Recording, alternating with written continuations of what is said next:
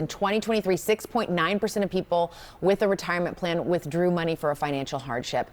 So how do you recommend people maybe proactively maintain that account and help themselves avoid dipping into it? Obviously, there are emergencies that happen in life. Yeah, we've had a tough time these last couple years with inflation, and people feel they have no other choice. And I get that.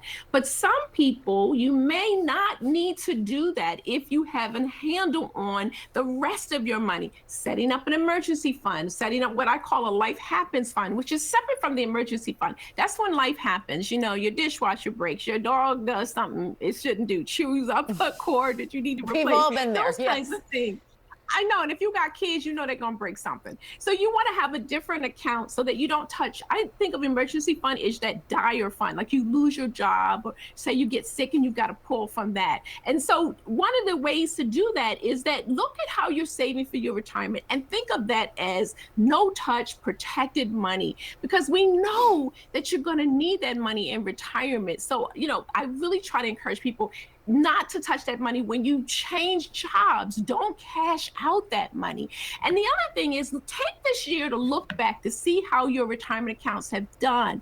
We always tell people don't look at it every month or every day because it'll freak you out. And lots of people think, oh, I've lost money because they're looking at the most recent time that the stock market went down. But look at it over the year. I looked at the numbers. The S&P is up almost like 27%. The Dow Jones is up 14%. So don't just sort of react to the last market numbers that you saw. Look at how it's been for the last year. And if you're not happy with that contribution level, spend the next couple of days looking at that and take it up a little bit, even if it's just 1%, so that you can make sure that you're saving enough for the time when you don't want to work full time.